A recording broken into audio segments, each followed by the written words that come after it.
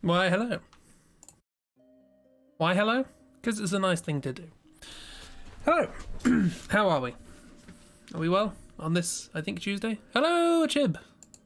How is a Chib? Yes, it's definitely it's Tuesday. Cool. Good to know. Let's put the old Von Ziegler on. Oh, yeah. Chib is a good. That is a good. Who'd have thought? Yeah. Welcome. How is it, Chris? Chris is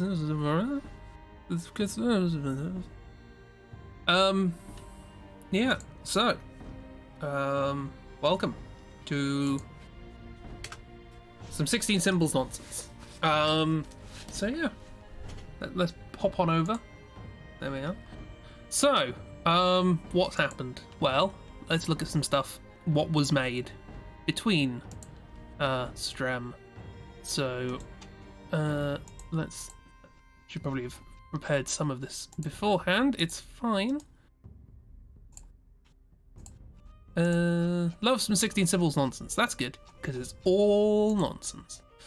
Right, so we have... Oh, thank you, Discord. That's great. Wonderful. No preparation. Anti-professional. We know this. I should put that as a permanent tag in my streams. Cool. So we have some stuff. So this is a picture I did of Jethro betwixt Strem. I like them. I still don't know what they are, but they're there.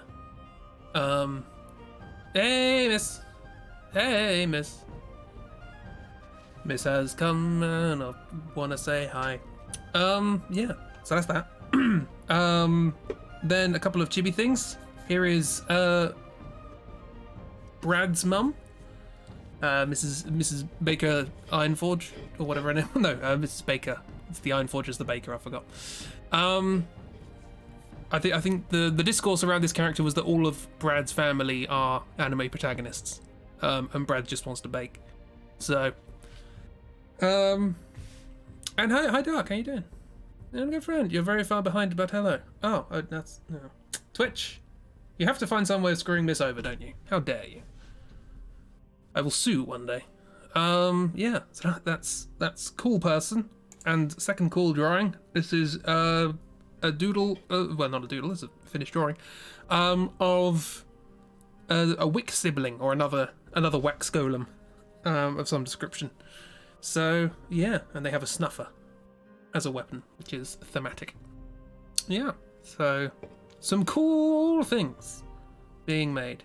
Mostly the Jib ones, because mine is mine, and it would be egocentric to call that cool, although I am fond of it. So, yeah. It's Candle Friend. I'm not sure friend. I do like the top. At the risk of you know, dredging up old associations, the top does remind me a little bit of aesthetically, Kirin, Mr. Jindosh. Looks like the sort of thing he'd wear. But yeah, it's nice. This is cool. I also like how on the left hand it does look like there's a middle finger. It does look like it's just sort of like flipping you off as well. You can see that. It's an aesthetic to go for, you know. And a suitable one for this world. So yeah, welcome. What has happened? Didn't intend that, but it's very funny. It's part of you now. It will never leave. However desperately it may try. Is Flamio a relative of Wick? I don't think so. I think Flamio is just the flame, whereas where Wick is the candle. Wick is animated tallow, I guess. I guess it's not inconceivable that there could be a flame, a living flame on a tallow creature, maybe, but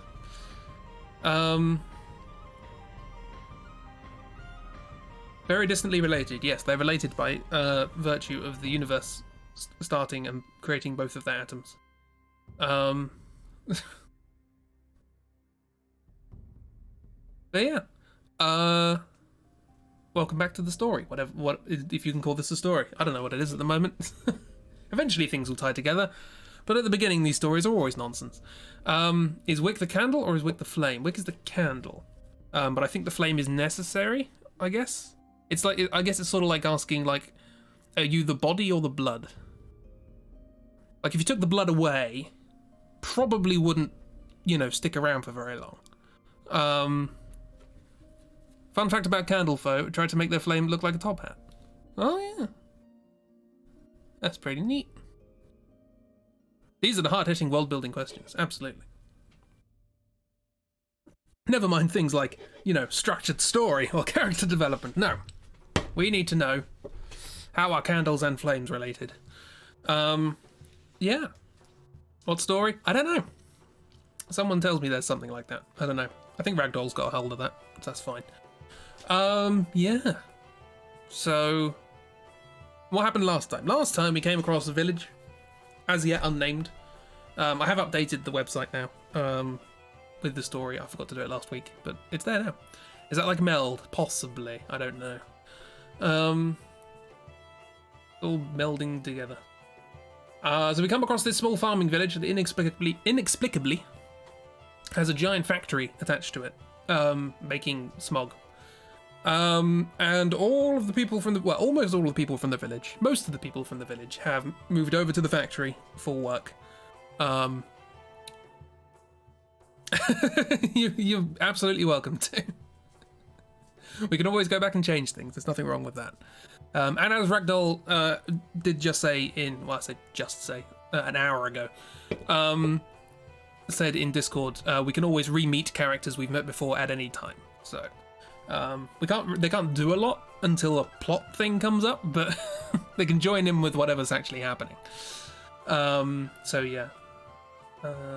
I guess another technicality is that we can't fight recurring bosses like the villains or whatever until the red boss symbol comes up, because that means it's important to the plot. So it's something that recurs. It's not just a random thing that arrives. They were random to begin with, but now they're characters. So you know, what the symbols giveth, they taketh away. Or when that'd be weird if they just gave it and then took it away. There would be no change. Yeah, so we came across this village / factory place. We found the village elder, Lady Cecilia Gooseberry, and Lucy Goosey, familiar, in a conversation with Avery, the 10-year-old boss of the manager of the factory, and their familiar, Don. Hello, Kira, how you doing? You alright? And yeah, they're discussing about, you know, the well-being of the people and, you know, where they are and what they're doing. Mysterious bike, tricycle, I guess, motorized tricycle, scooter, we'll go with that. Lady turns up and mentions that this is all part of the, this is a gift from the Zebus Corporation, and that they're lucky to be given such an opportunity.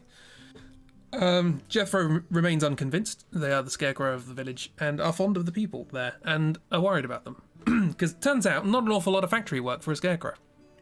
Too brittle. Yes, so we start discussing what's going on with the place and hope, you know, trying to make sure all the people are, you know, all right. This is the point at which Gil just decides they've had enough and they just wander off. They need to find that train part. They're with us because they need to deliver letters, and we said we'd try and get the train going by finding the part that was ripped out and thrown into the forest. And now here we are, messing around with local villagers. Honestly, it's nonsense. So Gil buggers off. It's at that point we decide to head into the factory to try and see what's going on, and then it disappears. Just into a puff of smoke. You doing okay? How am I? I'm here. It's fine. So yeah, that was somewhat unexpected. Everyone is confused by this. I think in my write-up I put everyone is confused by this except for Avery, who is incandescent or angry, or basically he's like, where the hell's my factory gone? There was also, yes, so this is something Ragdoll said in Discord. I shall quote. Also amused by the thought of Mo freaking out about the factory poofing and doing a rapid-fire info dump about the negative and volatile effects of the weird interdimensional travel waste goo, and absolutely nobody understanding her until she takes a breath and just goes, "Goo bad! Move away!" And then the goo blobs up and attacks. So yeah, we're starting to get a little bit of an insight into Mo, knowing more than she should. So yeah, that happens. And we have a boss, and we fight it. And among the ruckus, Gil decides to come back. There they are coming back. Because they're like, what was that? I heard there was a noise. But now, with resolutely no villagers coming back, the rest of the village, they're not sustainable, so they need to find somewhere else to be, at least for the time being. So I guess we tell them to, get on the train down the path. The path is safe. We've taken care of the golem. I still love Gil leaving and just coming back right after the fight. Best decision about the story so far.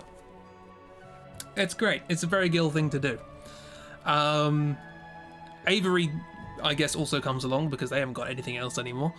The lady on the scooter has disappeared among the fracas, the commotion. And Jethro, as you can see from the symbols at the top, joins our party because presumably they, not content with simply relocating, they're attached to the. I imagine they're particularly attached to the children. I feel like scarecrows get along better with children. Don't know why. Children have a sense of playfulness and imagination. I imagine the scarecrows also sort of share. So yeah, and they just want to know what's happened to them. So they decide to come along to try and rescue their human friends, human and otherwise, alongside their fake parsnip familiar. There they are. I don't think they have a name, mainly because Jethro can't speak. But they can mime, so it's fine. Yeah, so that's basically it. The next location is pretty short, at least in terms of symbols. That doesn't necessarily mean it's going to take it doesn't mean not a lot happens. So, if one of these is plot, then this could be, the rest of the first act of the story. It all depends how much we want to do. Chances are this is going to be, if I had to hazard a guess, hostile location. A new hostile location. We might end up going back somewhere we've been before. Don't know. But because of the algorithm, I think it alternates, usually. Not always. So yeah, anyone got any vague ideas as to where we might be going next? Like a nearby cave system or something? Still trying to find that bloody bit of a train. That's all we really came here for. Try and get the train running.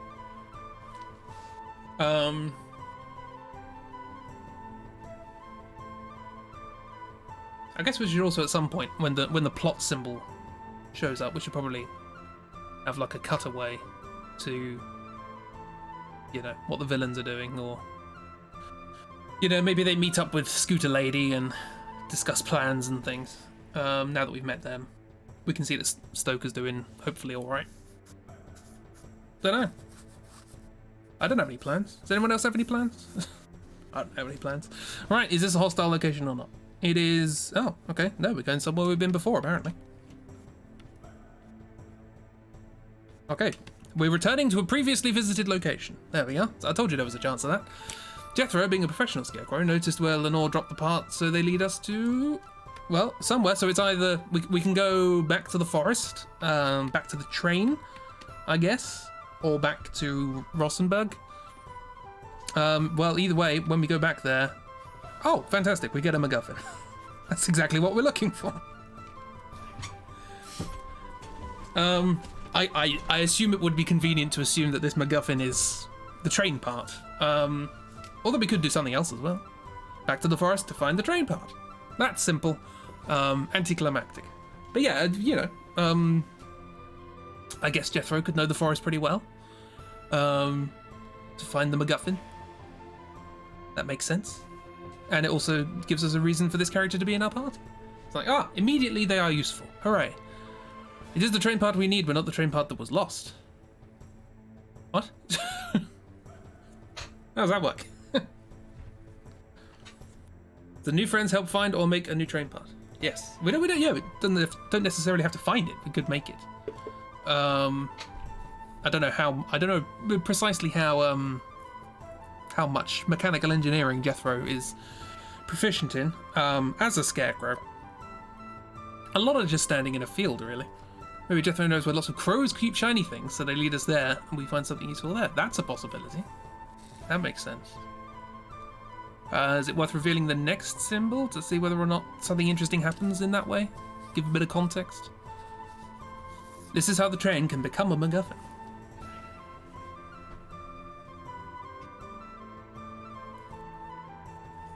But we've already found the train. Or maybe this is part of the, you know, the train parts acquire using getting to the MacGuffin. Do the next symbol. See what's going on. Oh, it's a fight. But we have to fight for this symbol because the big crow or whatever is not gonna let it go. He's a good listener, and I've heard a lot of engineers talking in a rural farming village. Giant crow creature. Right. Okay. Cool. More bosses. Now it's a dragon. Crow dragon. Krogan. I was about to say drow. That's a friend. Okay, well, I need to make these things shorter, but it's fine. So MacGuffin, get, and boss. Right. Corrigan? Corvigan? Corvogian. Okay, well. See how this goes. Let's draw the MacGuffin get. I like the idea of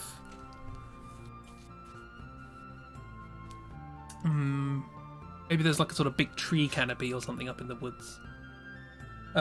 Very tall area of forest, and Jethro shows us how to ascend, and shows us the big nest, and it's like, shiny things. This is where shiny things usually go. It's a feathered dragon sort of thing that hoards shinies instead of treasure. I mean, one man's shiny is another crow's treasure. What? Okay, so shinies are treasure, yeah. So, sort of like, do you know when you have those sort of forest canopies and they're called crowning or whatever it is, where they don't quite touch, the leaves of the trees don't quite touch.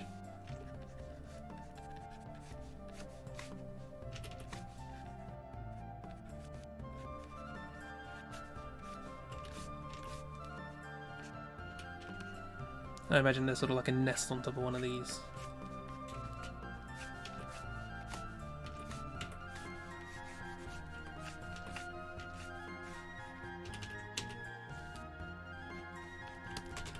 Need a bigger brush.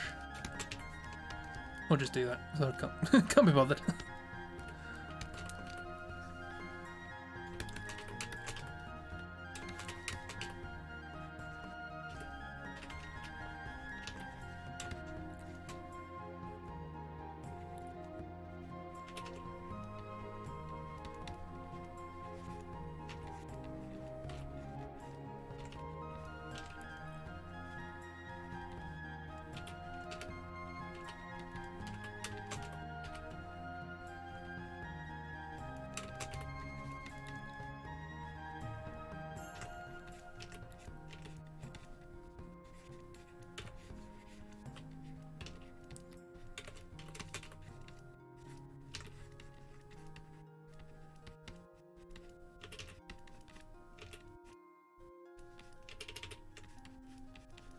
How does perspective work? I don't know. I haven't drawn anything today. Well, I tried to draw something.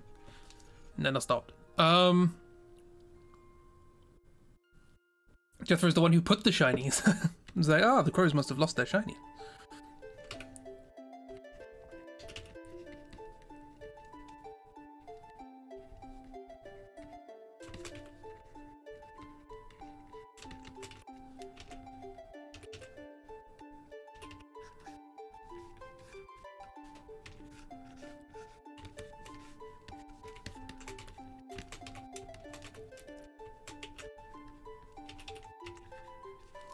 you know what I'm talking about with this?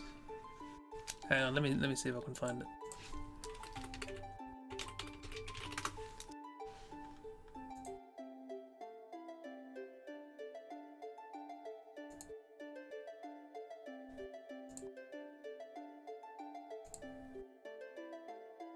This sort of thing. Where the tree leaves are like, let's not touch each other, let's go relatively to the same height, but just stay a little bit away. Don't know if that was clear, but that's what I'm trying to do. Feathered lizards. Social distancing.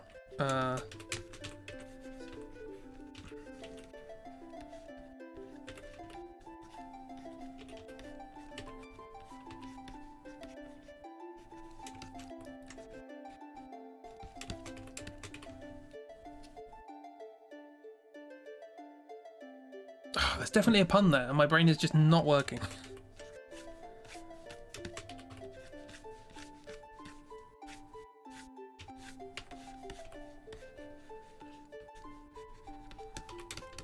So I imagine we sort of climb up like that, and then we arrive on this sort of large leaf canopy thing with other large leaf canopy things.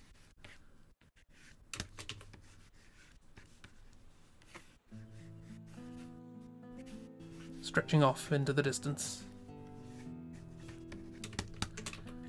We're like, yeah, there's a big old nest or something.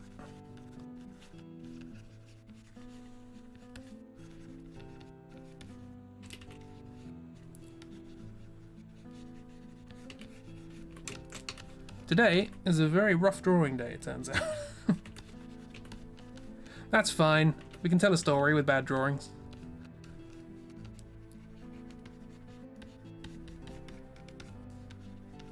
And in here is just a bunch of shiny things.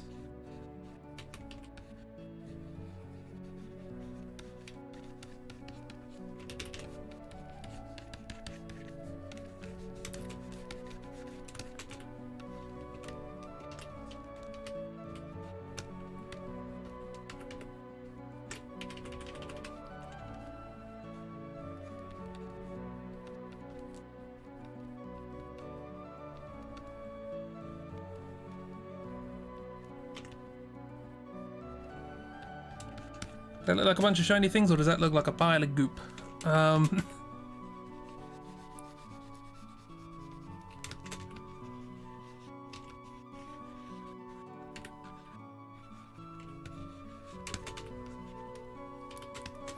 It's fine. You see a goop explosion. Also, hi Christy, how you doing? It's very late. You started garden work very late. That's all right. We haven't. Well, what we've done, we've revealed the next two symbols, which are we acquire a MacGuffin. Finally, we can get this bloody train fixed. And secondly, that there's a boss, and that's where we're going at the moment. So we have climbed up the tree canopy. There's just a bunch of objects. There's a toaster or something. Toasters are shiny, right? And they're all the glitters is shiny.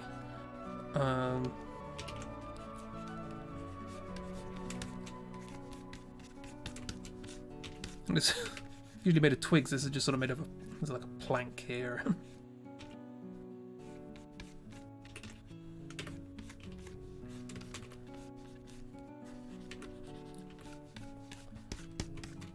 It's a big nest.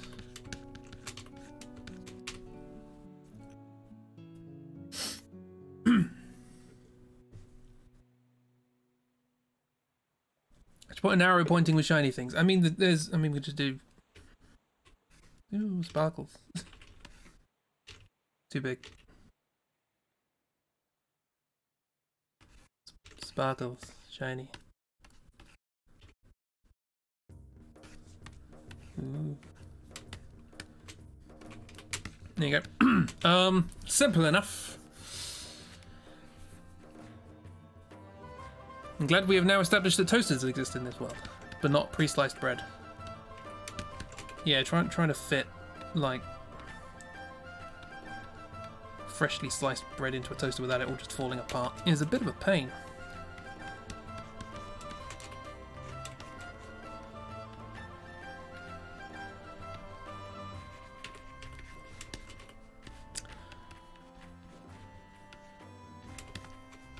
Yeah, imagine this is like the top of a tree canopy. It's fine, don't worry about it.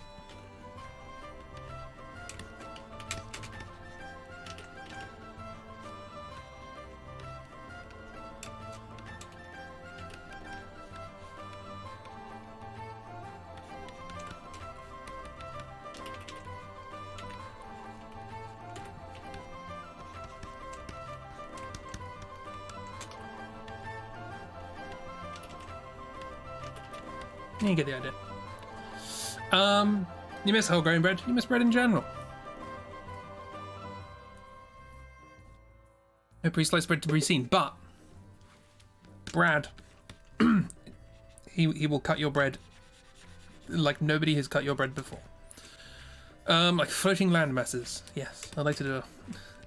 It should be relatively easy to do like a 3D render of this. Just drawing it's a pain. Right, yeah.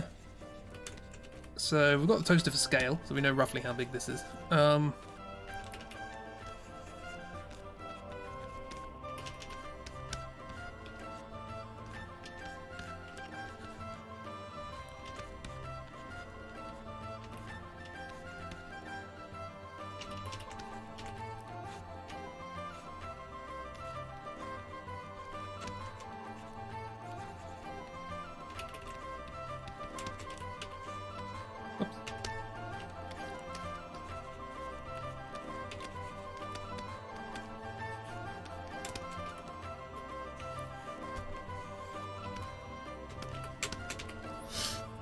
I'm just sort of blender for the rest of the stream.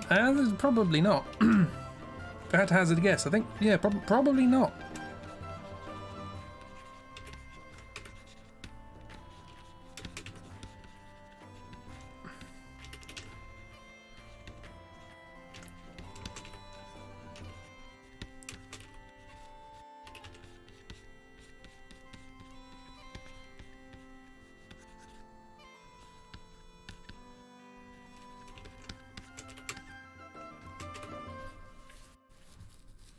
And that's why the local inventor made the toaster.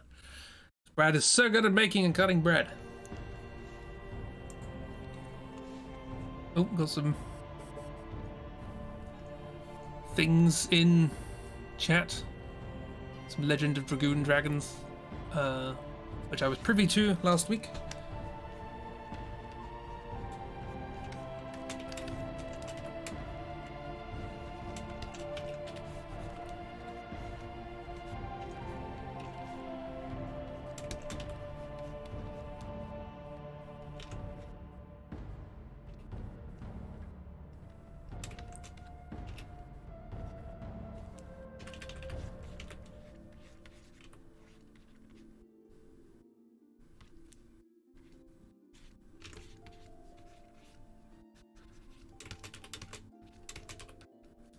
It's been a while since I've drawn them though.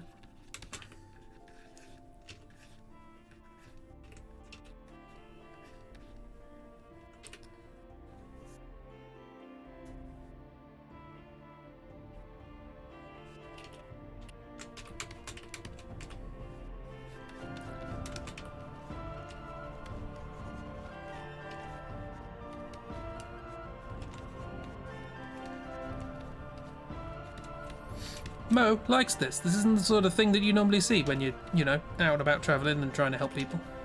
This is new.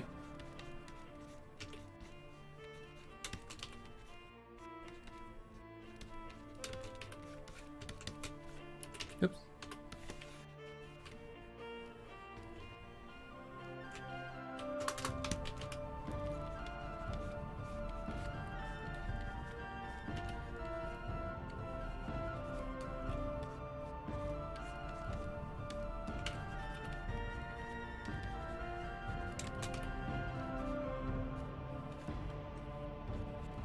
I've had a lot of bosses in quite a short space of time. You saw a big bird dragon, you'd also be like, whoa, cool. We haven't seen that yet. Also, you haven't seen it. So you might not be, oh wow, cool.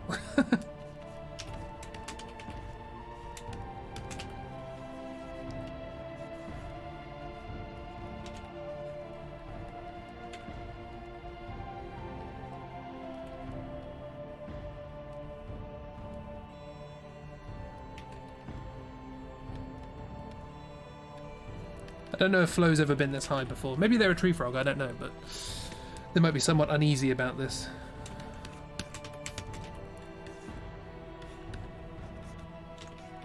Gil's having trouble climbing.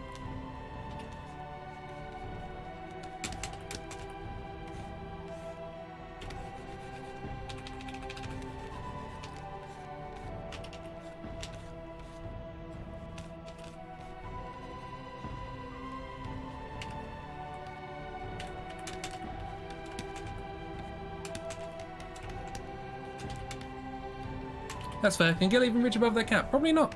It's probably a bit of an inconvenience. I'm not entirely sure they've ever seen the sky.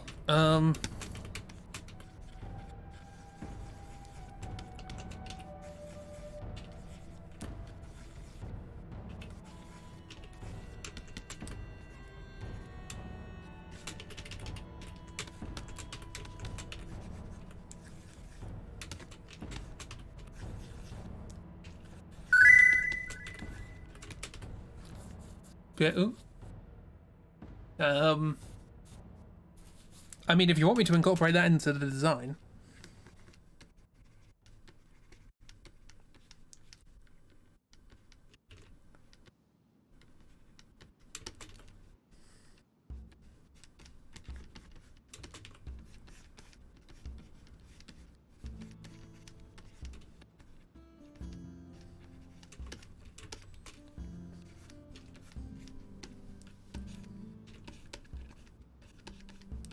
Brad, meanwhile, has discovered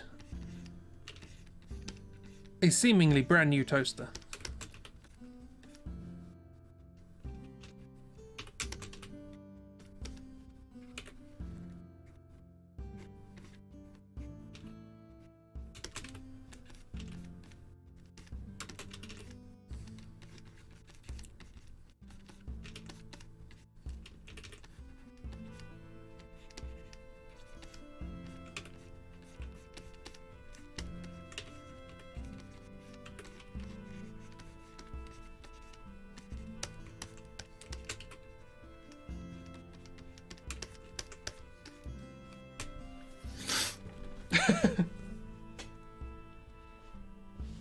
Look at this guy, it's beautiful from up here. The what? The what now? The spatula, or as people of class call it, flipper. It's a flipper, bruv. But it's a shiny toaster. It's amazing. Anyway, while this is happening,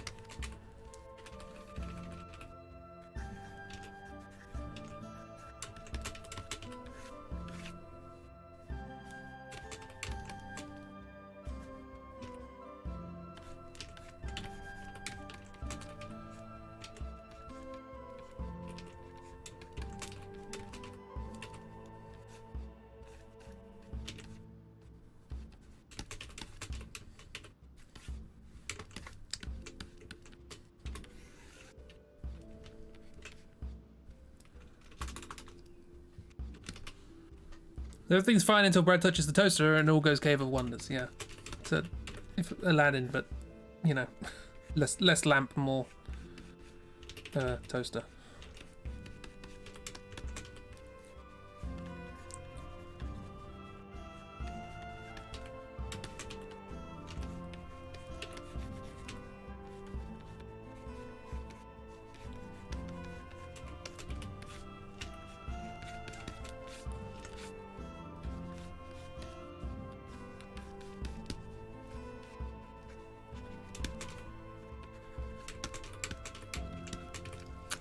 Let's have a look.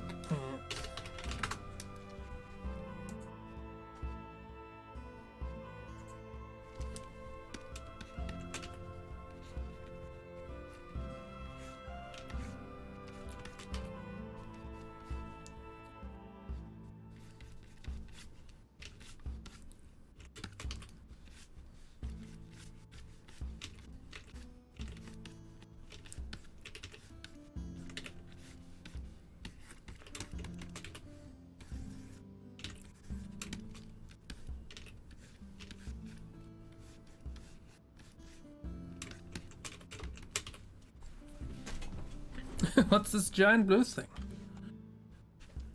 Is this like, you know, you know the inside of my cap? Is this like the inside of a cap of a giant mushroom?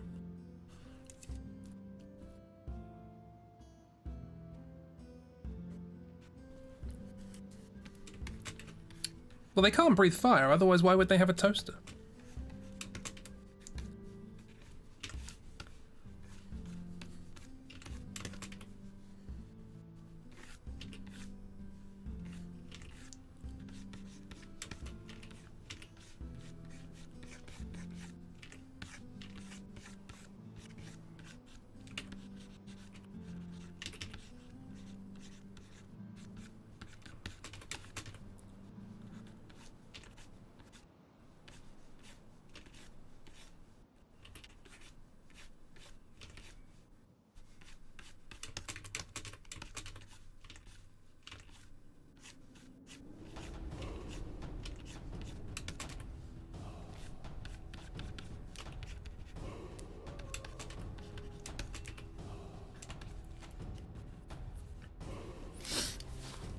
They just covered what they can never have. Who makes bread that big?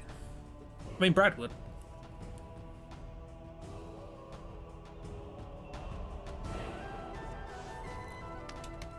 Scar Amare. The Coed and Cambria reggae cover. There's a niche pun.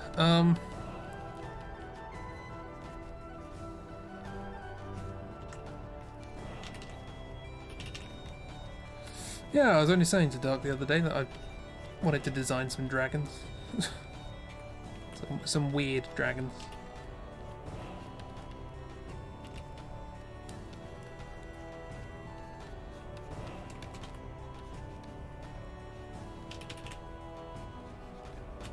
Turns out, got the opportunity relatively quickly. We're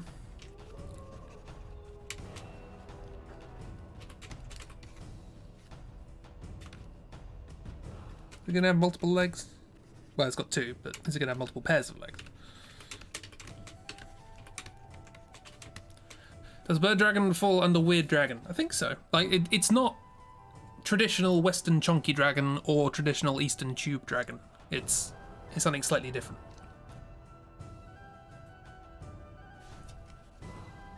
It's another set of claws. Okie dokie.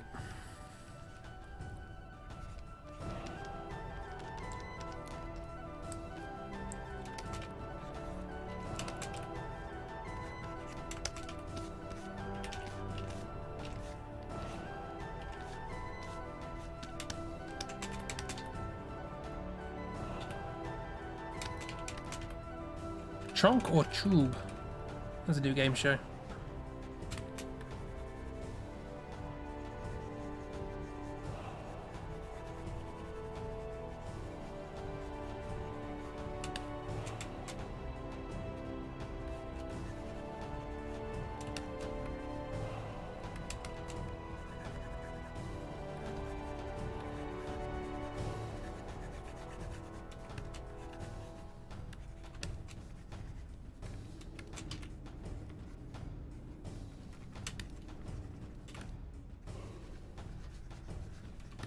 Bit of a tangent going on there.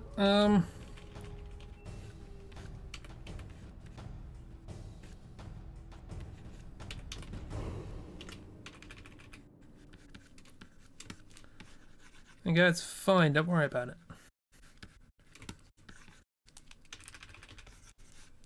There are many problems with this drawing, but none of them concern you.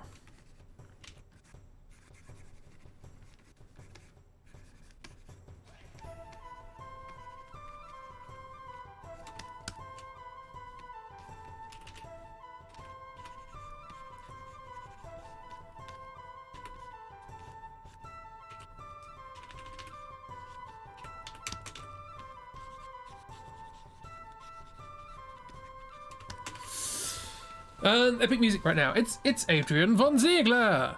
Hooray! And the party get back. You didn't tell us about the feathered dragon. We didn't think we'd need to, as there's posters about it all over the town and the factory. You're in the factory that's now gone, and the town you didn't actually go in.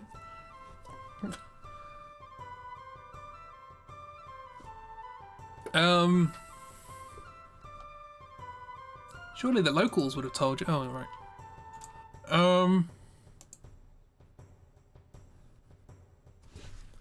To be fair, Jethro would have told you. It's just difficult for them to tell you. You know, they pointed up a few times.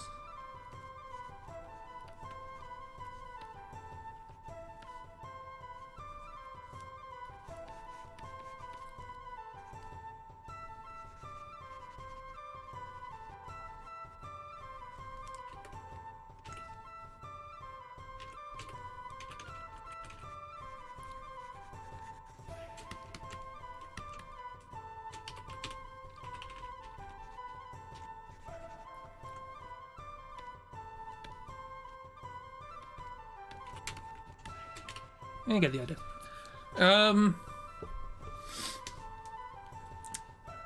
Fortunately, none of our party know sign language yet.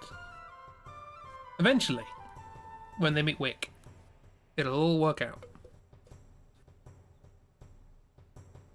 By which I mean Jethro will be very quickly be set on fire. This is the whole, if you actually talk to people, they tell you about the optional boss and its weakness, yeah. Who does that? And also who tells, you know, who actually realizes that when you talk to a person more than once in an RPG, they say something different?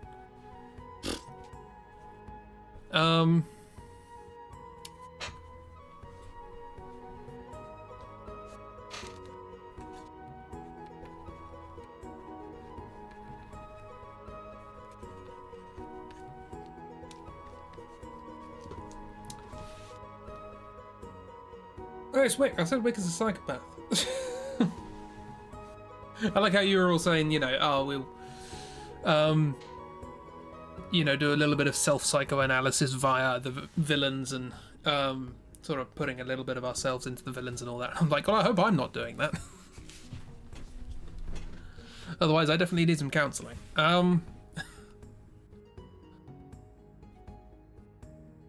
So, well, there we go. There's a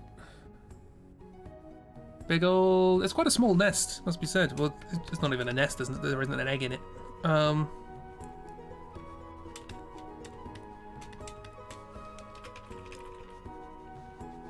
going to go for shading this.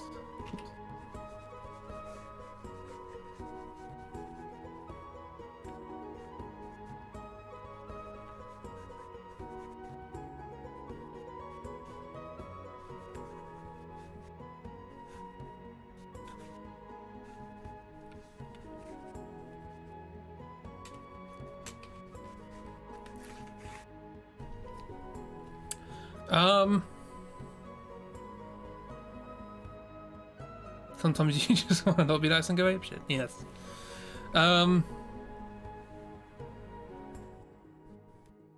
Excuse me with my skills. Trying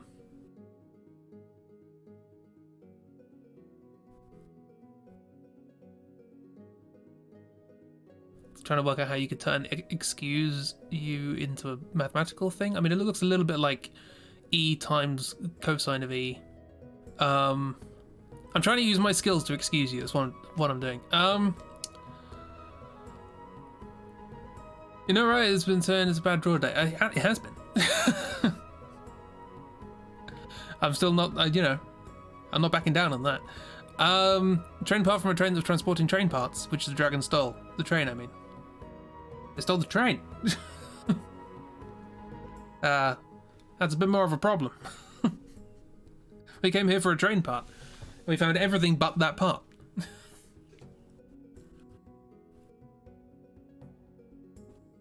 Found all the people, the wheels, the cabins, everything. Just not the part. Yeah. So I assume we're all happy with the idea that the MacGuffin that we're finding is the missing train part.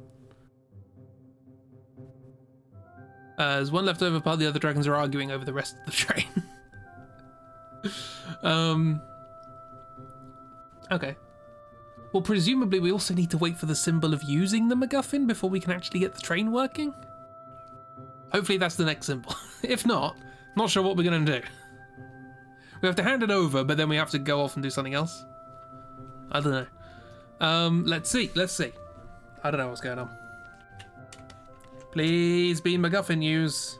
It's boss. It's another boss. How many bloody bosses? Another random boss turns up. Wow, that's not MacGuffin news, is it? Yep, that's a symbol. MacGuffin get, MacGuffin use. They are two different symbols. Another dragon. Okay. How many dragons? Sudden boss rush. Has to be 2, otherwise it's a boss rush. I did actually set that up in the thing. I don't think there can be 3 consecutive bosses. Because that turns into a boss rush. Kaiju battle. This was my only idea. Oops, all bosses. How many, like... At this point in the game, right, not a lot's happened. And we've had 6 boss fights. Like... that's a lot of orange, proportionally speaking. Phase 2. Same thing. Crow Dragon versus Pigeon Dragon. I can do this. This is going to turn into a video idea that I was going to do, which is just weird dragons. I'm going to do a Pigeon Dragon. Bird gets transformed because of goop, possibly.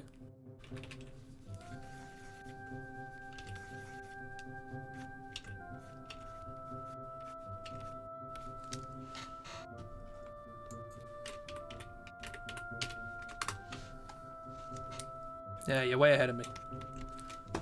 Here we are. That's perfect. It's quite nice. There's a draw through that I can use reference with. Great.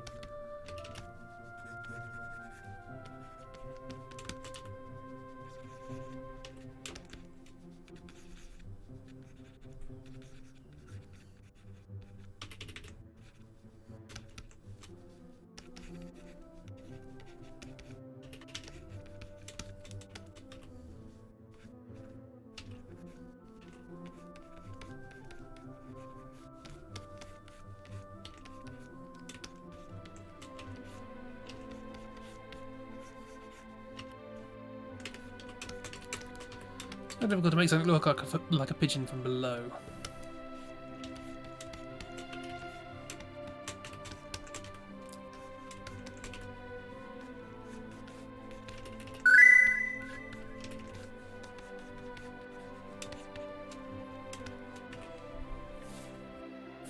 Blue eyes, white pigeon.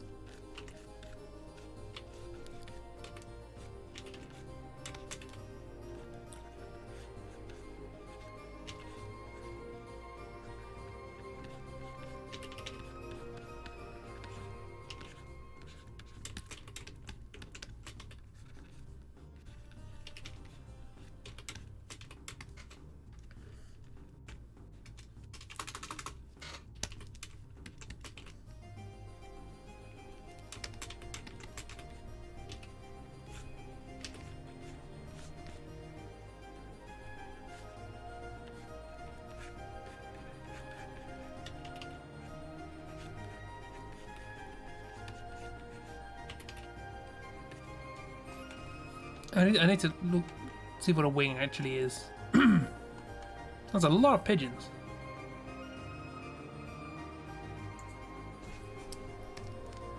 Yes, there's some like...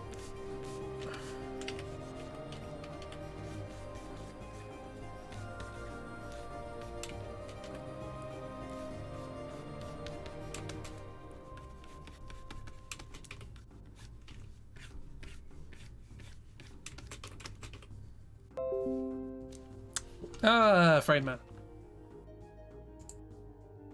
Frame man, what you think you're doing?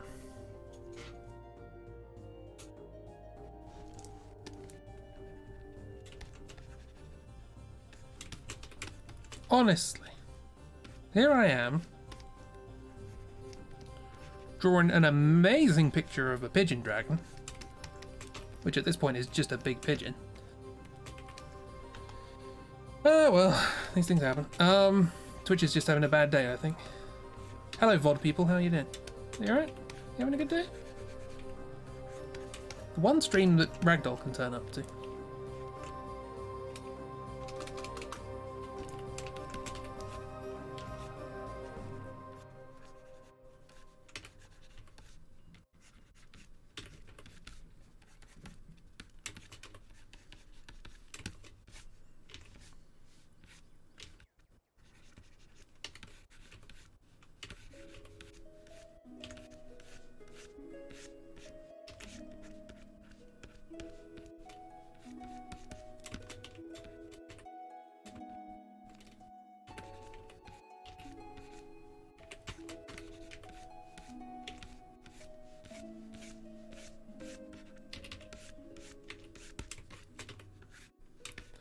We reconnected yet? No, still nothing. Oh wow, my internet's just gone off. I wonder no one's speaking in chat. Oh no, it's back. There we are. Still recording though. This is just for VOD people. We're coming back. Whoa, whoa, we're coming back. You've been gone for far too long. Can't remember the rest of the lyrics in that song.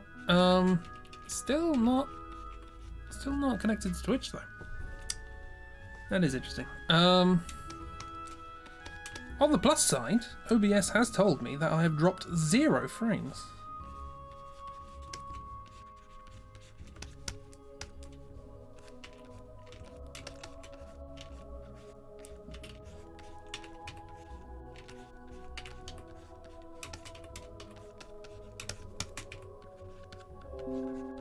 Yeah, okay, reconnection successful. Okay, we have returned, apparently. We're back, too powerful, hello? Yeah, I think that one was my fault, my internet just died. Didn't even have chat. No idea what you guys were saying for the last 5 minutes, or whatever.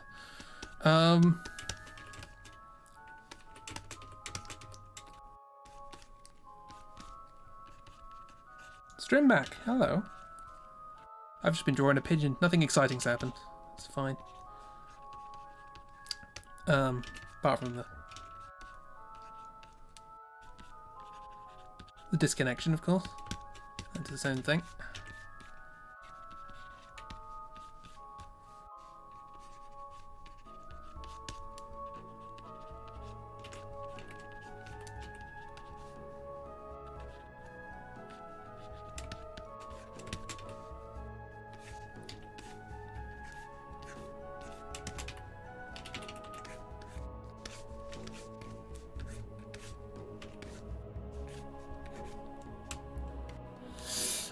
The last thing he said was frame me a man, and was constantly refreshing. That's fair. So you also have no idea what people have said because Twitch doesn't save chat. Yeah. Yeah, you may need to refresh. It's probably going to end up being a bit slow otherwise. So feel free to refresh. And again, not a lot's happening. Just drawing a pigeon dragon thing.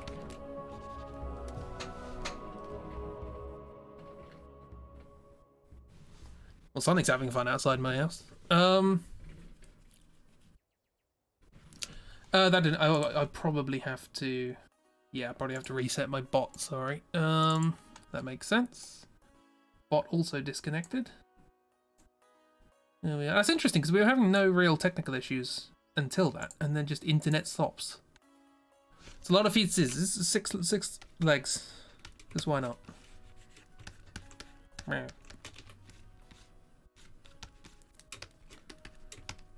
6 legs and 4 wings. Probably 6 wings, but you can't see them.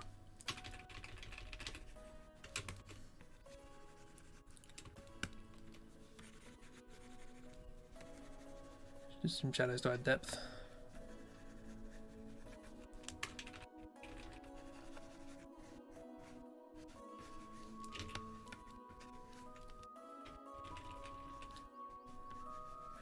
Is this what I expected to draw for this stream? No. That is the end of that thought.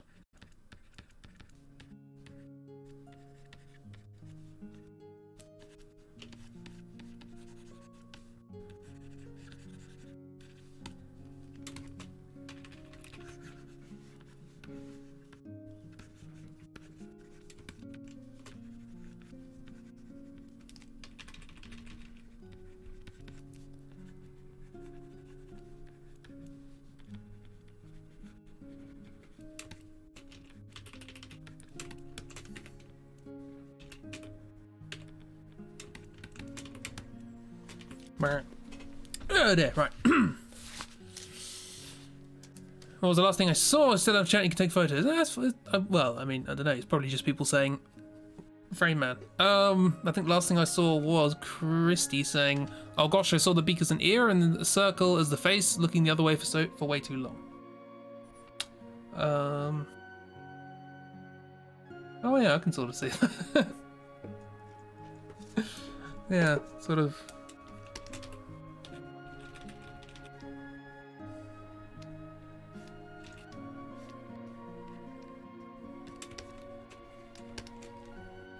I have to keep that as a secondary design. The toaster is the MacGuffin.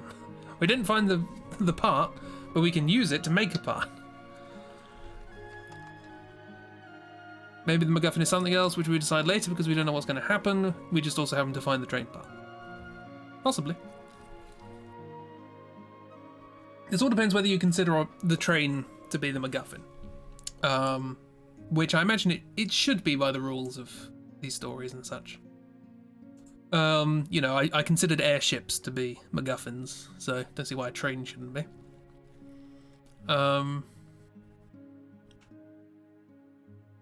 Who's the mod? What the what? Who? Twitch doesn't save chat, yours always get saved now. Yeah, it doesn't save mine. For some reason. Who'd have thought it? Twitch being inconsistent. Anyway, here's a pigeon dragon. Makes sense that the shiny loving bird took it early on when it first went eat. Yeah, dunno.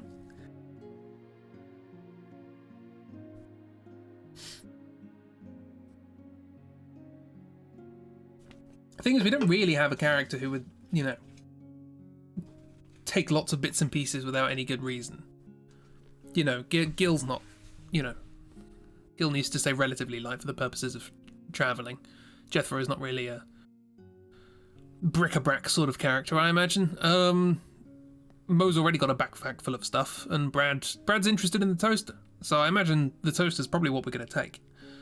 Unless there's something else in there that grabs our character's attention. It can't be too important, because that would be plot. Drigeons.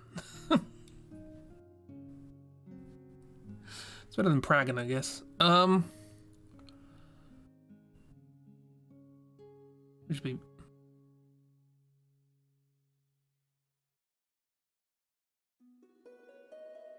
It would just be Pagan, wouldn't it? Drigeon or Pagan? Pagion. Pagion. The Grand Pagion.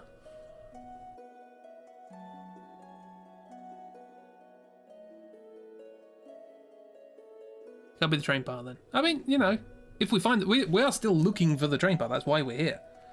You know, Jethro tells us, hey, there's a shiny thing, or here's that we're looking for a shiny thing. It's like, I have an idea. Big old borbs. They have nests full of shiny things. Maybe the MacGuffin is tangled up with the train part. But the train part would have to be a MacGuffin, that's the thing. We must acquire a MacGuffin. Oh yeah, I haven't updated the thing. We acquire a MacGuffin here, but I would also consider the train part to be a MacGuffin because it will get the train running. So it makes sense that we would get the train part, It's just kind of annoying. We don't know when we're going to use it. Presumably we're going to a new location next, so we're not going to go straight back to the train. I mean, we can go back to the train and give it to, you know, train dads. Presumably the MacGuffin use would be when we get the train. When it's all back up and running. It might take a while to fix, you know?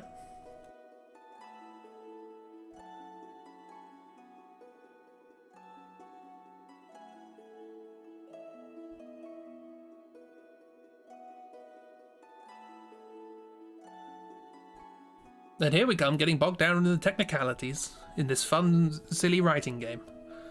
Watch us get the use MacGuffin symbol as like the last symbol or something. Yeah, we never get this bloody train up and running. I seem to remember in the test ones of these, I had quite a few. There were several instances of using more MacGuffins than we got, so we have to use a MacGuffin more than once. I don't know whether that's true in this one, but gonna help set up a camp for the villagers somewhere, maybe. Again, like I said, I don't know whether the next location is going to be friendly or not. So maybe we clear out a cave or something. It's like, this is good enough for now. I don't know. Maybe there's another village nearby, and we go to them as a safe haven, but it's just overrun with bandits or whatever. And I don't know. Or it's a friendly location. We don't know. We don't know what the next symbol is. Should we say that what happens here is we get up here, we get the MacGuffin, we get the train part that we need, and a toaster for safekeeping. We get attacked by the Krogan, and then attacked by the Pangian, or the Drigeon. The toaster is very important. Yes. Oh, sorry, yawned. It's been that kind of day. So we get the train part, we go back to the train, we hand the train part over, and they say, well, it's going to take a while to fix, and we got to, you know, the more passengers on this train than we can carry at the moment, so night's approaching, and we're going to need to find a place for, you know, people to be safe for the moment. Maybe that's how we go into the next bit?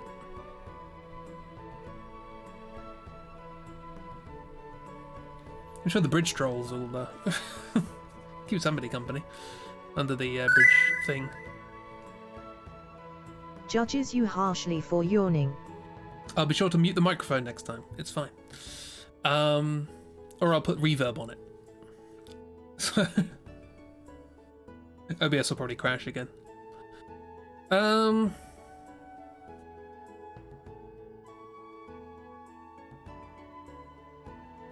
Yeah, okay, so we hand over, do the second one. I'll get it up ready. Is it still on? Is the reverb still on there? It is. Keep it ready. Just in case.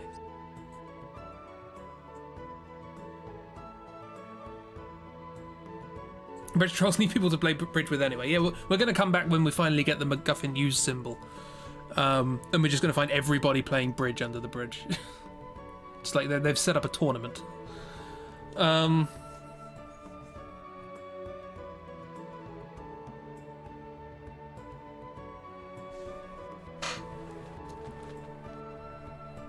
you've got Avery there just like, why is nobody sorting out my factory? I need to work out what happened. Where's my factory? I always like the idea of a character who's just like the story that they were part of is basically over and has been superseded by other things, but they constantly follow you around going, are you going to resolve my story or what? Time for a Gwent tournament. Yeah. It's Archstone. That kind of works.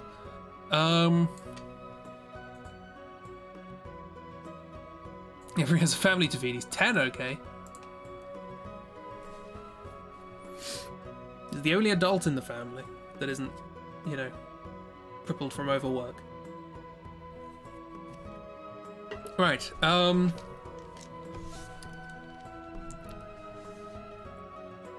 shall I draw the train? handing over of the keys, I guess, is an important thing that's happening. But at the same time, it's not a, you know. Anime rules, everyone over 20 is at least 40 years old. I mean, 40 is being pretty generous.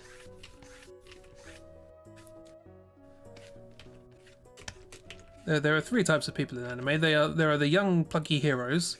There are their parents, who are kind of old, but nonetheless completely passive. And then there are the 7,000-year-old magicians. Everyone over 20 is at least 70 years old, yes. Or they're actually 120. No, the people who are 14 are actually 120.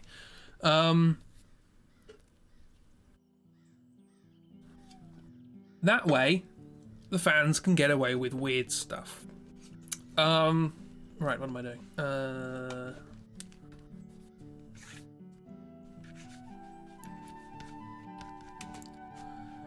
Need that second line, and that gives you the perspective. You only need 2 lines for perspective. So I guess here's the. Nope. There's video. Can't watch a video, but keep that in mind.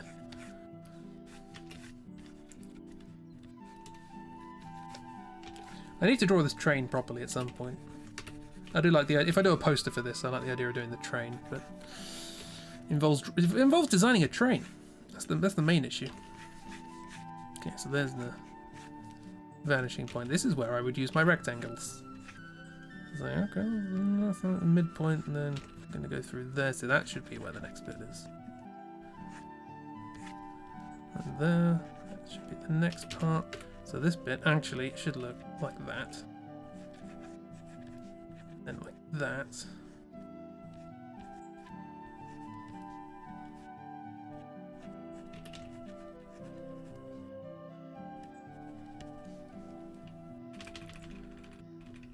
Always eyeball it wrong.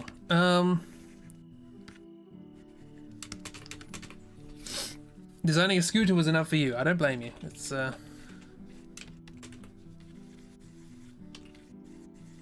looks a faff.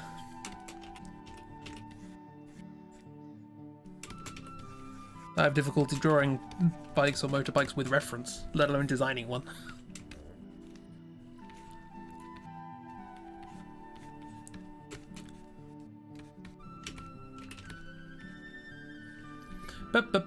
Auto saving. There we go.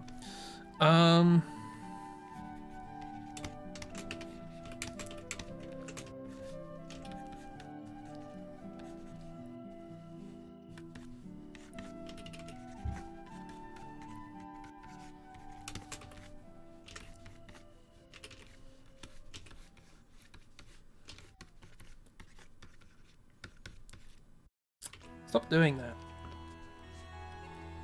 Honestly. Alright.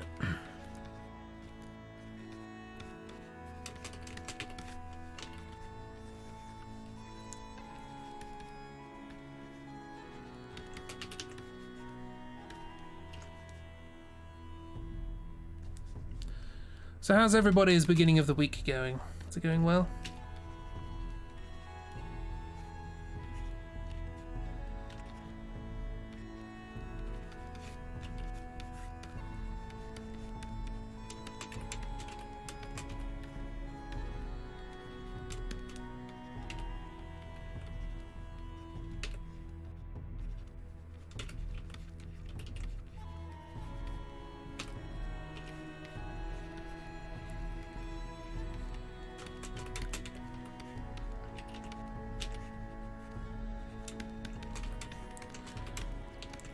Pretty good.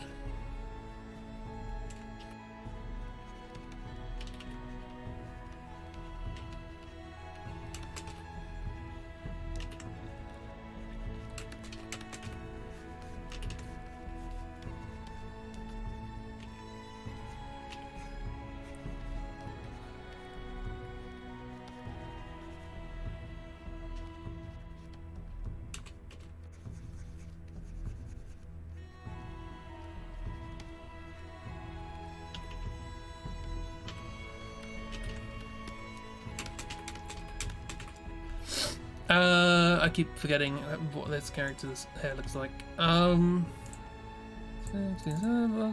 Train dance. Where's train dance?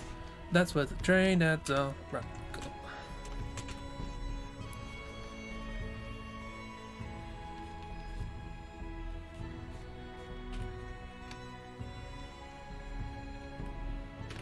Let's all sort of down there. Okay. Gosh, I am bad at remembering my friend's work. Not a very good drawing, must be said. But,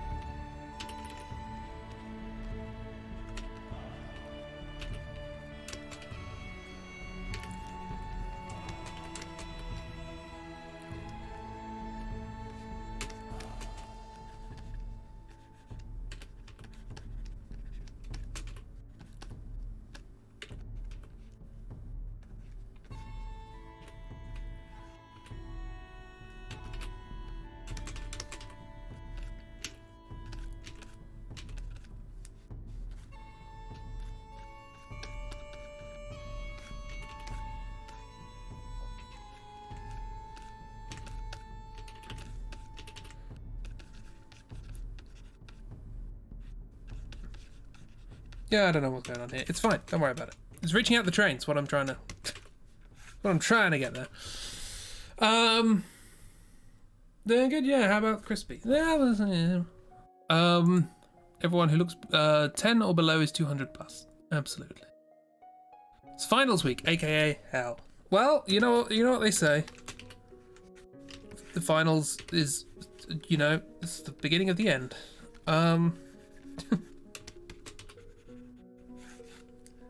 That classic catchphrase that people know and love.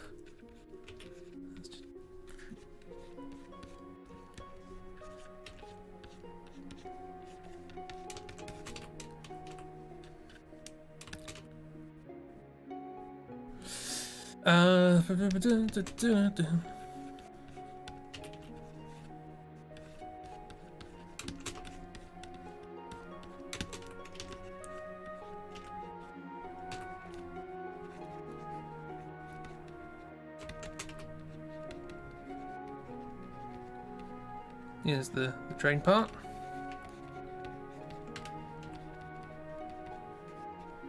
Like a piston sort of thing.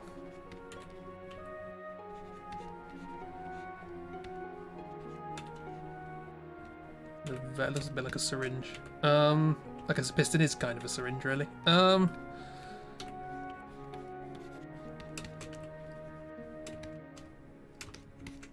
Whatever, you get the idea.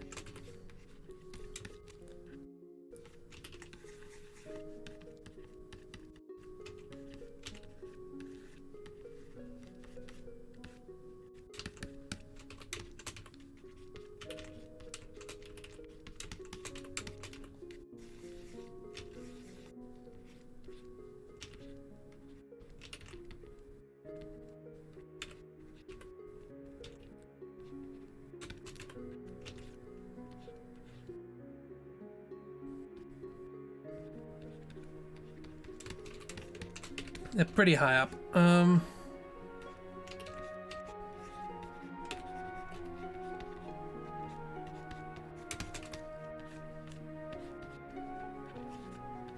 should have taken the backpack off, really.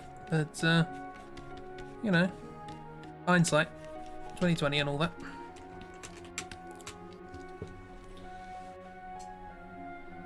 This MacGuffin is so going to make us choo-choo through time and space. I mean, if we get MacGuffin use followed by mystical mumbo-jumbo. Absolutely.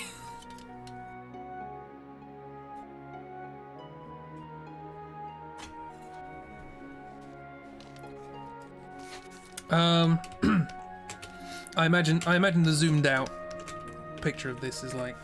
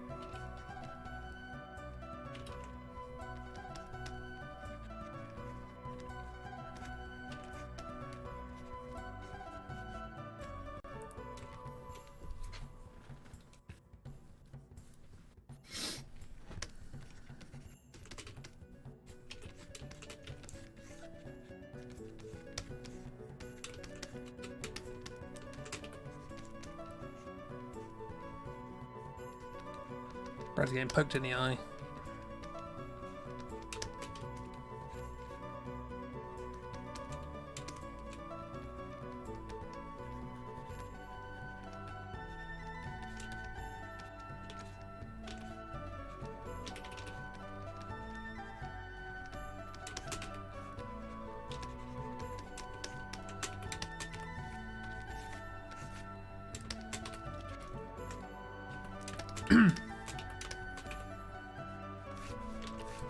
And like just over here is just a set of stairs.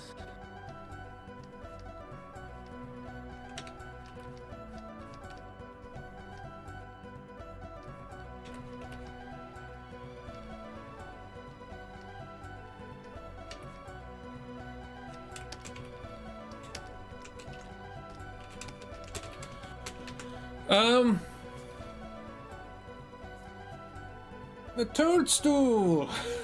That makes sense. And to make these things visually make sense so quickly. 2 years of doing draw-throughs, I guess. Just gotta get stuff done quickly. I guess it's also the we had this conversation before about internal visualization, having a picture in your head. And I'm quite lucky that I can see things very clearly in my head. Whether I can get them down on paper or not is a different matter. But yeah, so that's a lucky break on my part. So yeah, there's that. We've done a whole location in less than the stream. It was only 3 symbols, but nonetheless. I guess we better move on to the next place. See what's happening there.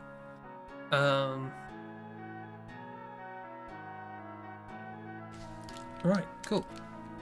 Next thing. Next location. Next place. It is. Is it a new location? It appears to be a new location, or it's plot, one or the other. No, it's a hostile location. Okay, cool. Immediately boss rush. So we are going to a new hostile location, a dungeon, or an evil forest, or a bandit camp, or something. Yeah, any ideas off the top of people's noggins? I mean, the last time I asked this, we just ended up getting a MacGuffin. So, so what's the impetus here? We're waiting for the train to be fixed. A cave? Yeah, that makes sense. Like I said, maybe we're just looking for somewhere to sort of shelter for the night, because the train is now full of all the villagers and stuff. I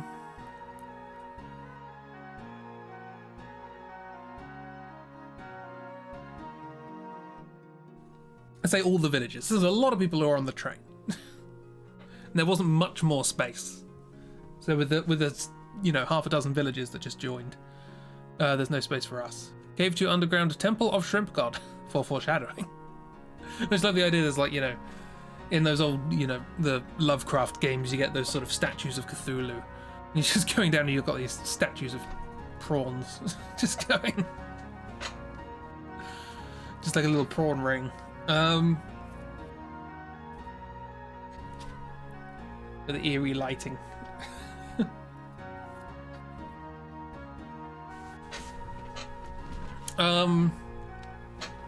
I guess it's tradition now that we work out what the next symbol is, just so we know where we're going with this. So we do the first 2 symbols in a go. So this is a relatively short place. It's 5. I think of a maximum of 8. I think is the. So this is new dungeon. I call it a dungeon. And the first thing that happens in it is not a boss fight. Hooray! Oh, it's mystical mumbo jumbo. This is looking more and more like Shrimp God. We've had a lot of mumbo jumbo. Bosses and mumbo jumbo. And then there's 3 that we don't know yet. And update. No? Oh, that might need refreshing because of the thing. Possibly. Yeah, I'll let it off. I'll let it off. It's fine. Blip, blip. No? What? What did that say?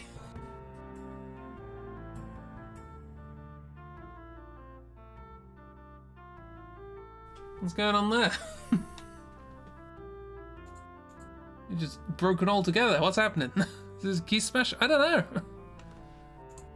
I don't think I've done anything wrong. This looks fine. Why is it going for...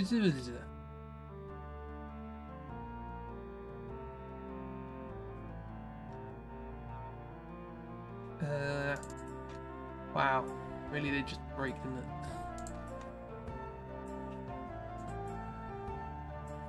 Who broke it? Come on.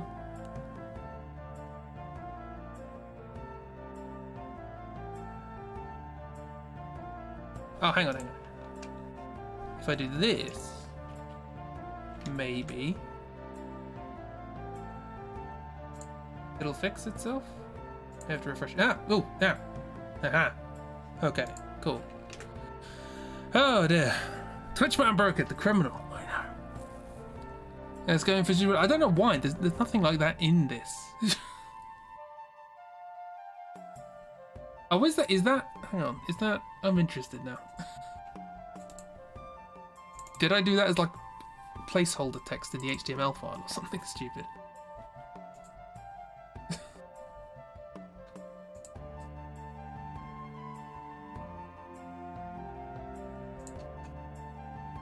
We got that.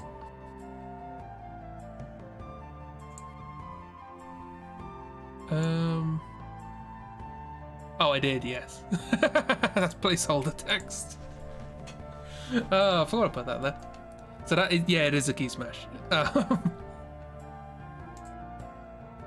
Right, cool. Shrimp God, I guess. Right. Thought this would be introduced later, to be honest.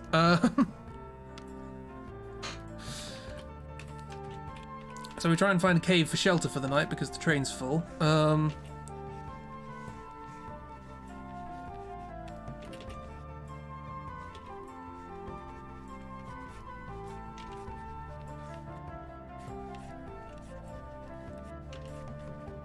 And it's suddenly started raining and it's all windy and the train's rocking backwards and forwards in the wind and Brad's getting very ill, so we need to find somewhere else to go. Here's all the trees and some bushes. And we're wandering into this.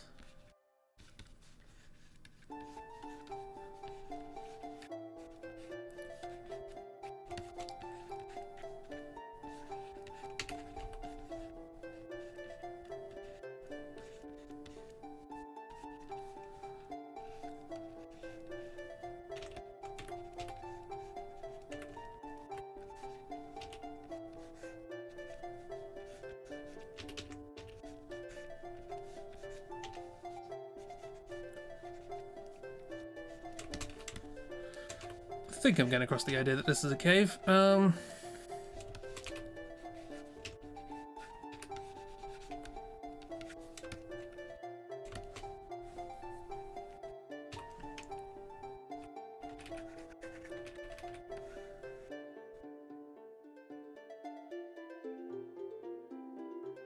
Slow brush.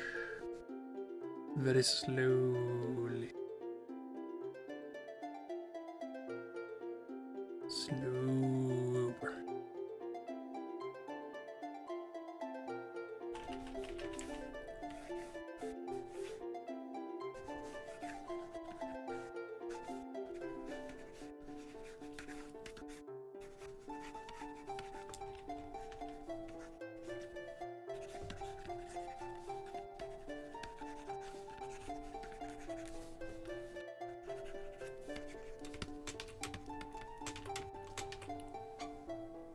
Probably get absolutely no context yet. It's just you're thinking like an old temple in a cave, maybe. Yeah. This will remain a mystery until later. It'll be like, oh, that's what that was.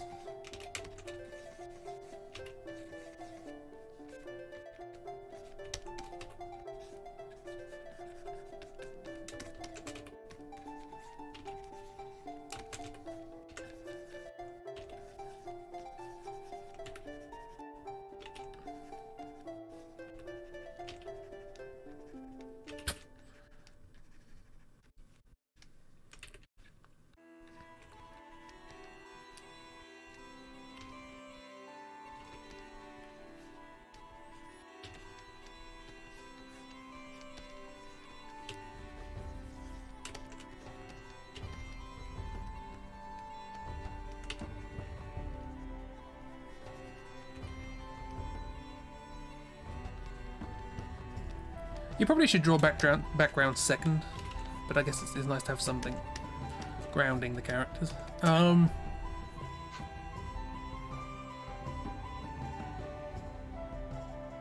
Was your villain technically in the last one? If so, maybe they drove off to the temple. Possibly. Maybe you followed the track marks in here. If you replay the game, you come to this part and you're like, oh, Shrimp God. Depends on what symbols pop up. Again, we can meet characters we've already met before, but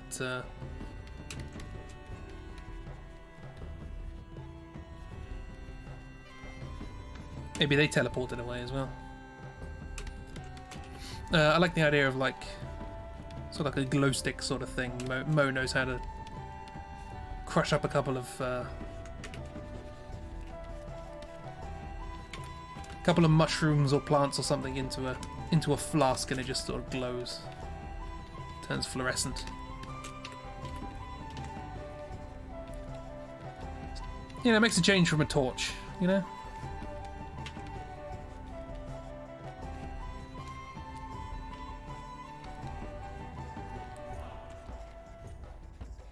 She's done a lot of travelling. She's had to travel in the dark before. In the dark and the wet. Can't go around a torch.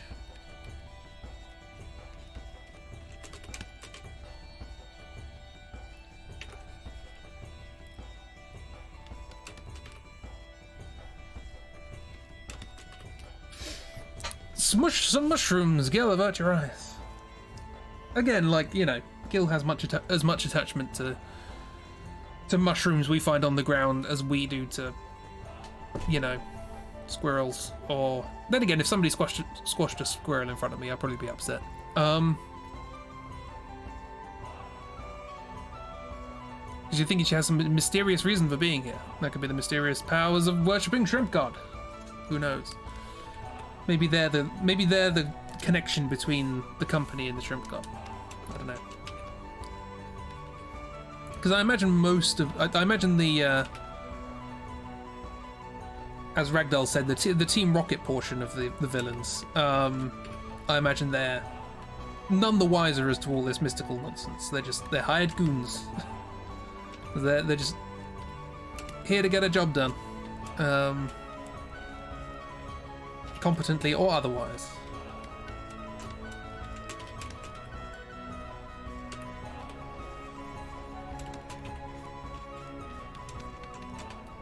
Can we get multiple boss rushes? This is the problem when you make boss brush, you forget that the original is boss rush. Could you get multiple boss rushes after each other? Is that an option? I guess so. It's very unlikely you'll get one. They're not very common. We might get two in the game. You're most likely to get one at the end.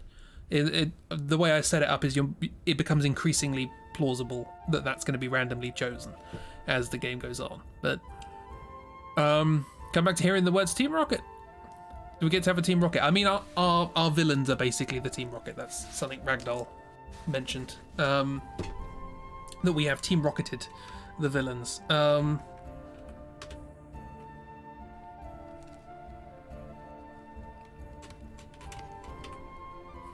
Your villain is only associated with the other villains that they get along with Bran because it gives them access or something, possibly.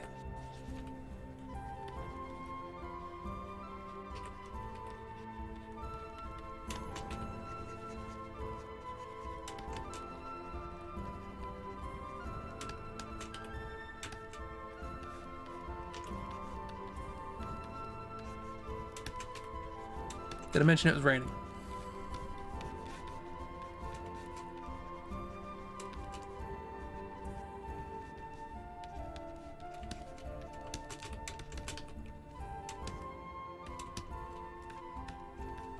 And Brad is the only one here without some sort of protective canopy on their head. You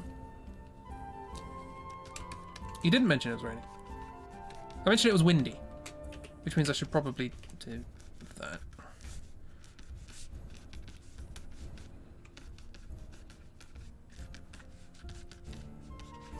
Because otherwise they just camp out under the stars, you know?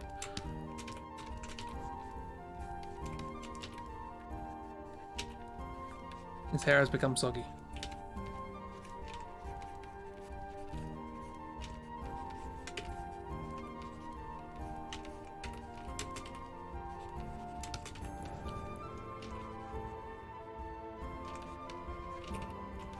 Well, Loaf's fine.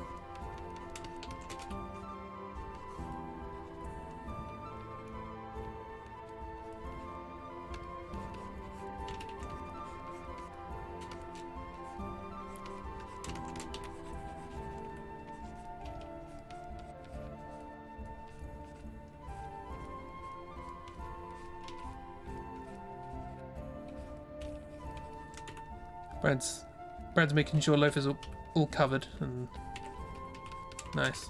Flo doesn't mind, obviously.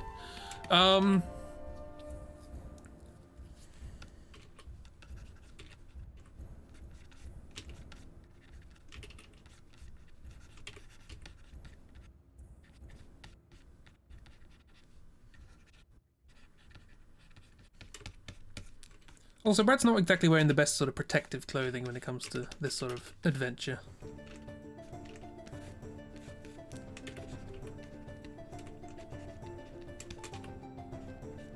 So yeah, what's in this cave then?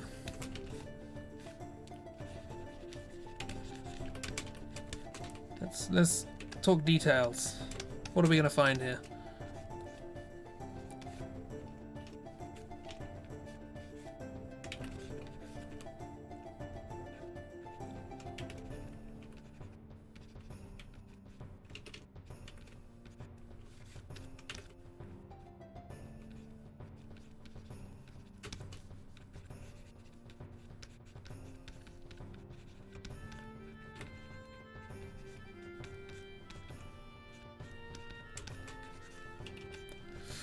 We know there are monsters, obviously, because it's a hostile place.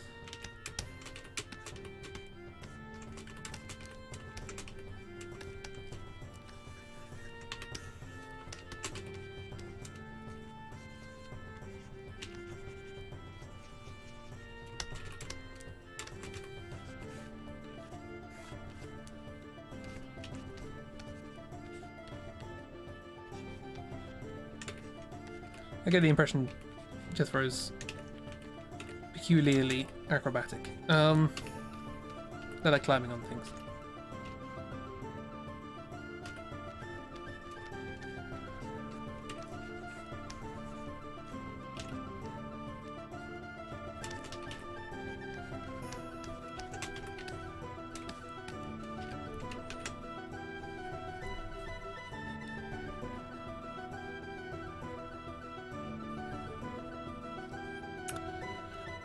So now Gil smells both wet grand mushroom stuffs and wet dog. Oh no. I don't think Gil can smell, so I don't think he minds. Brad didn't know they were going on an adventure. Absolutely not. Brad is extraordinarily ill-equipped for this. Cloaked cult members? That's possibly a bit soon for that. Although something mystical mumbo jumbo has to happen. It can't just be we find something and go, what's that? And then move on.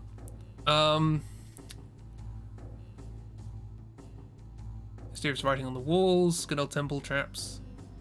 Lots of frustration, lots of crustacean. Nice. Lots of frustrating crustaceans.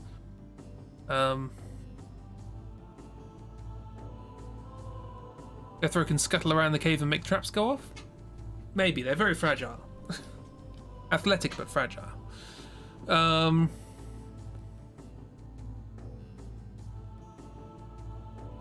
Yeah, Brad really wanted to stay on the train, but it was rocking in the wind, and that was not good. Yeah, so maybe there can be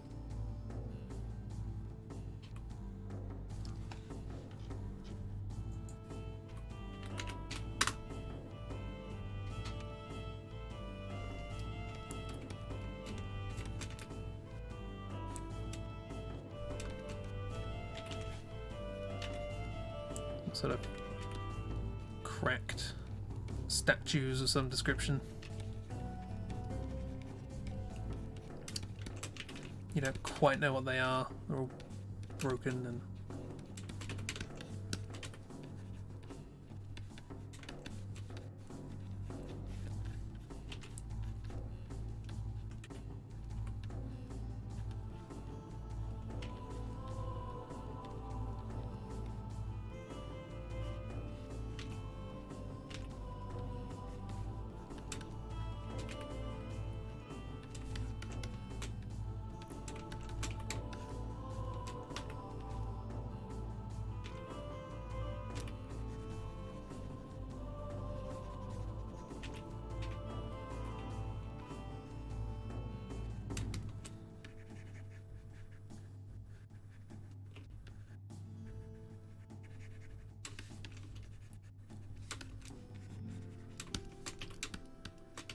So happy we spoke shrimp got into existence. I mean, speaking into existence is all this is, isn't it?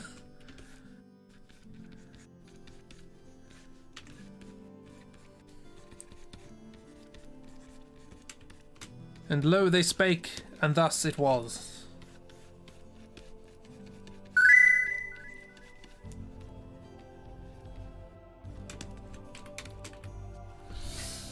Attack of the crowd monsters! It just makes you so happy. It's so dumb and you love it. We need dumb. That's what the project's for. It's for dumb.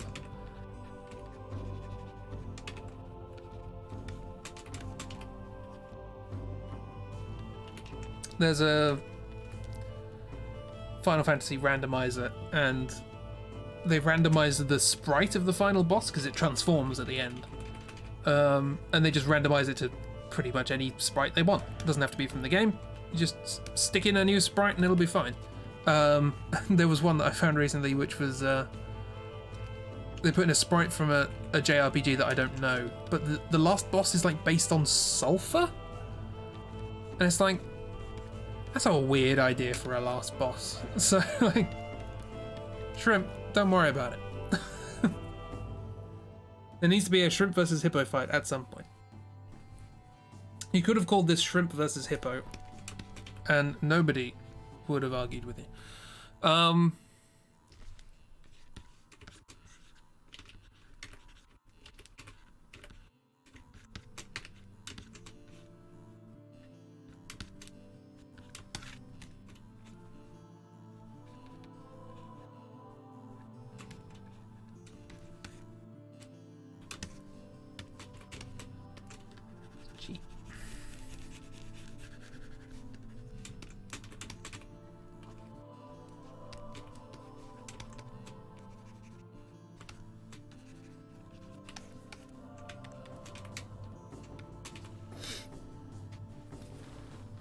We do need dumb, absolutely.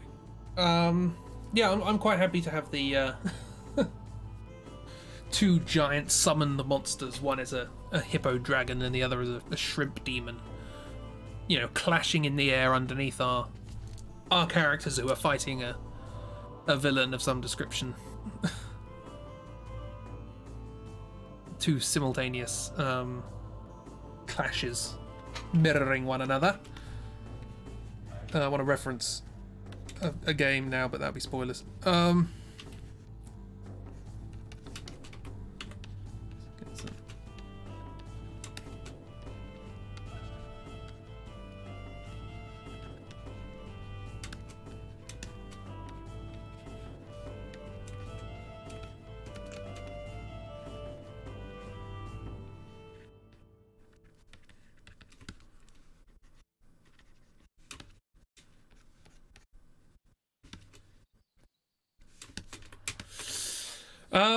Again, kaiju fight, yeah. Hippo, shrimp, kaiju fight, sure. So what's the mystical mumbo jumbo thing that happens here? Like I say, we got the general shrimp god stuff, but specifically what happens?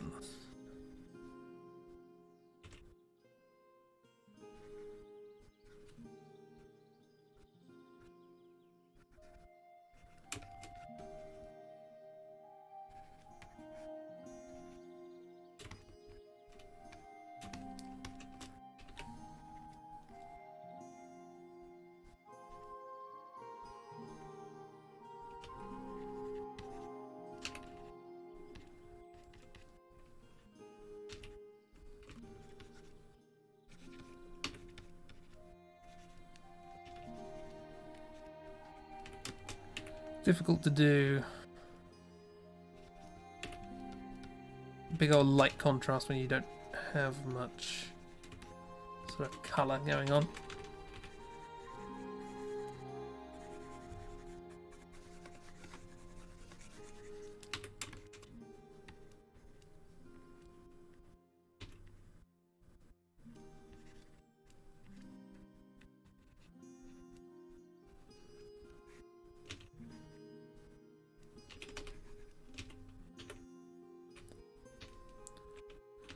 You have an idea, but it's about your villain? It's an idea.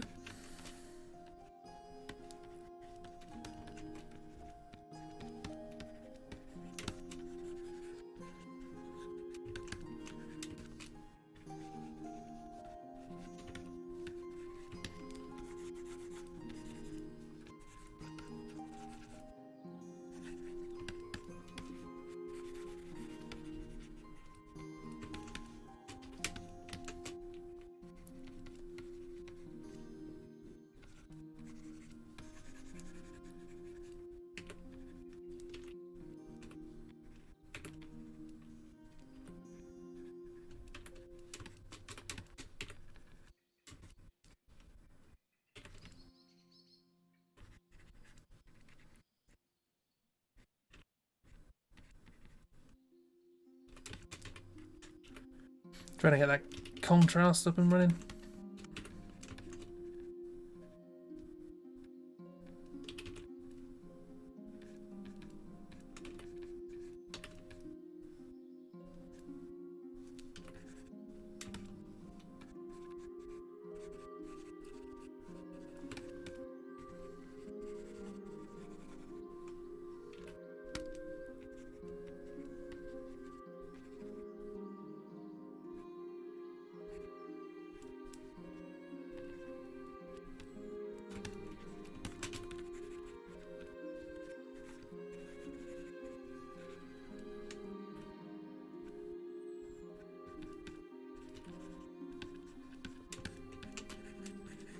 You get the idea.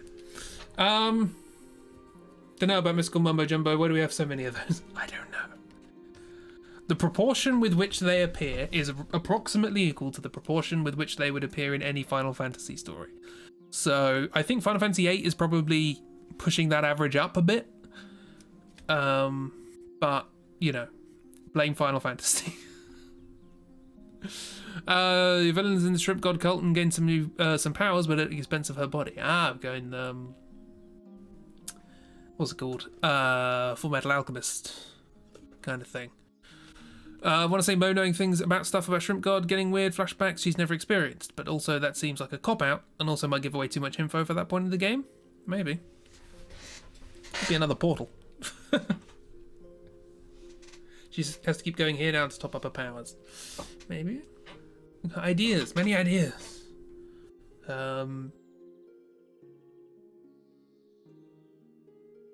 This could be a good point to just basically leave it and say, let's go off and discuss. Or we could reveal the next symbol and then discuss.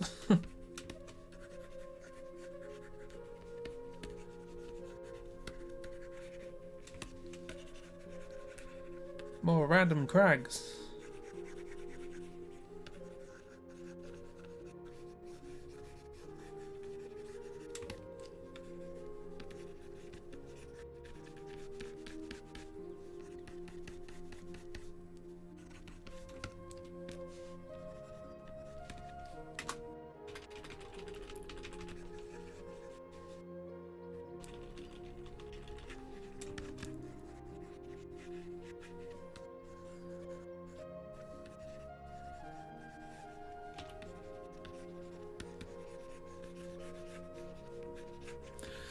Yeah, we've kind of painted ourselves into a corner a bit with this idea of, hey, we're doing something mystical, but we also want it to be unknown until later on in the story. It's like, how do we do that exactly? That's too much. Sometimes you ruin it. Luckily, I have undo. Yeah, can we look at the next symbol? Maybe it's a plot significant boss we can go Christie's. Couldn't do. It was a bit early for full body mods, maybe partial. Maybe she gets shrimp like. Yeah, every time we meet her as the story goes along, she becomes more and more shrimp like. Right, okay, what's this next symbol? Let's get the right thing. Oh, character development. Okay, maybe we do learn something about Mo. Maybe we do get some sort of flashbacks or something.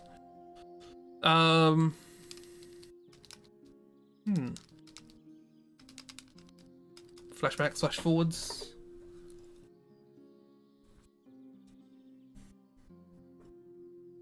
I don't know. Maybe it's some sort of, you know, this place has a connection to the gods in some sort of fashion, and that in some way amplifies Mo's connection, and problems occur. I don't know.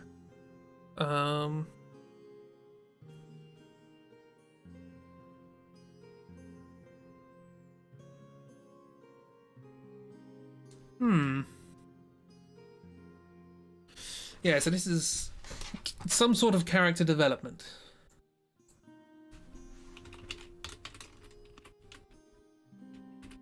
Have it as character growth here. We learn weird information about the shrimp v granny thing, and then shenanigans. Then shenanigans! A villain disappears in flash during ritual triggering Mo's memory. Yeah, I don't know how explicit we want to be with all this stuff. I mean, we've had somebody poking their head out of a portal, right? We already know something like this is happening. We just don't know what. Then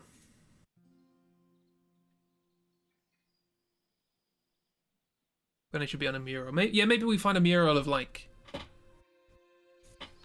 a hippo fighting a shrimp, and the characters are like, that's a weird thing to make a picture of, but then Mo has these weird sort of flashes of, this has happened before. Granny told me about it. Told you about what? I don't know. How would you know? Etc. Mo gets triggered in some way in this location. Also, Brad is just like, Mo, exactly what's going on? Are you okay? You shouldn't know this. You shouldn't be familiar with events that happened before recorded history, Mo. That's not normal. Either you're not normal or Grandma Bonk's not normal. And don't tell her I said that, because she will hit me.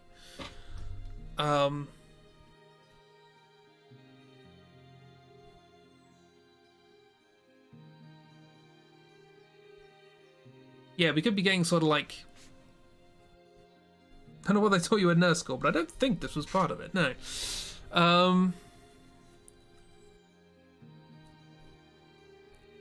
You know, I went to bakery. I was an apprentice baker, and they didn't talk to me about bread gods. Worship the yeast. This is all a bit much. Just to give Brad something to do as well. Yeah, I feel like... I was thinking about this. The big problem that these draw-throughs always have is dialogue gets lost. Like, I'm not a good, raconteur of character interactions and dialogues and stories and all that sort of stuff. So when it comes to telling this story, obviously these characters are lacking interaction at the moment. And that's something we can definitely sort of talk about. Because Brad and Mo are long-standing friends. They care about each other. We think of worship the yeast. That could be a secondary yeast god. Why not? Follow Mo through the cave through the mural, and that mural is unknowingly a portal, possibly.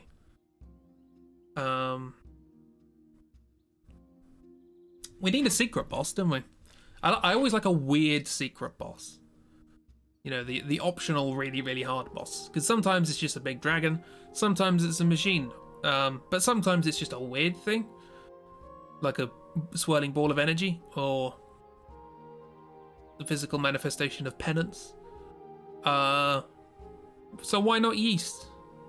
Why not? Brad being like, we didn't learn about bread gods at bakery school. No worshipping yeast. And then there happens to be a yeast god that they later learn about. Is it going to be one of those Pratchett things where you sort of, so long as there's someone who believes in it, it has a possibility of existing? And by saying that, Brad causes it to exist.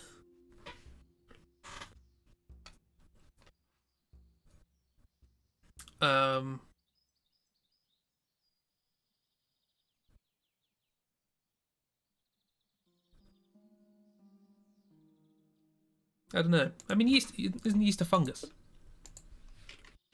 that right? Yeah, it is fungus. So it's technically a mushroom god, right? But it's less of a god and more a kind of legion sort of thing. The many come together to create something greater than the sum of its parts.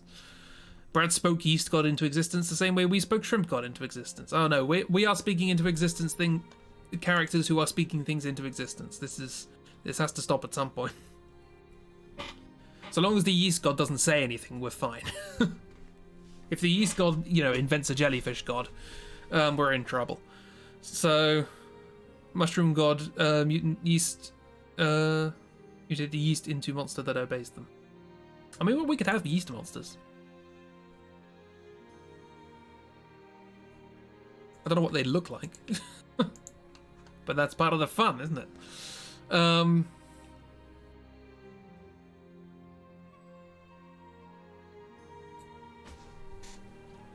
Yeah, okay. So this is something to go away and think about. I feel like murals are involved here. But there does need to be something... Yeah, we need the mystical mumbo-jumbos. Probably Mo... things flashing into Mo's brain and Mo knowing things she absolutely shouldn't. and maybe this causes a little bit of mental distress. Yeah. Well, we have homework. Hooray! Everyone loves a good bit of homework, don't they? So yeah. Thanks for coming along. Thank you for watching me draw a pigeon monster. And 4 idiots ignoring a set of stairs. Yeah. Homework on finals week. There will always be homework.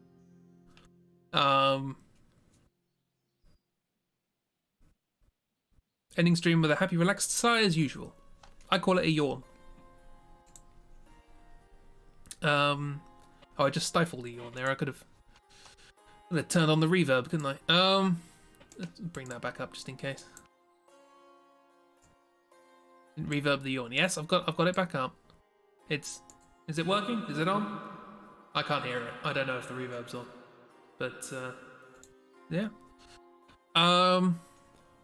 If not, I'm gonna have to. Oh, it is. Okay, cool. Good to know.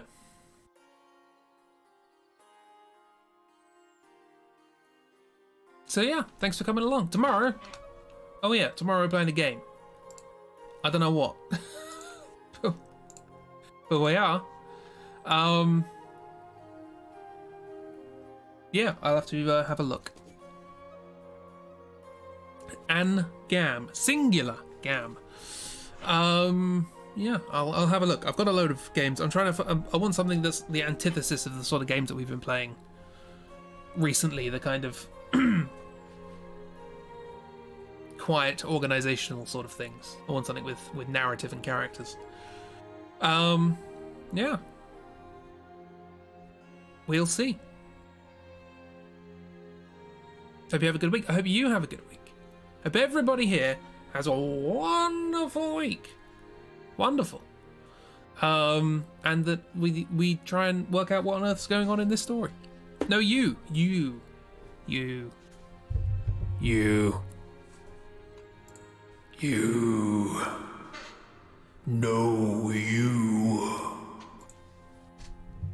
Have a good week, everyone.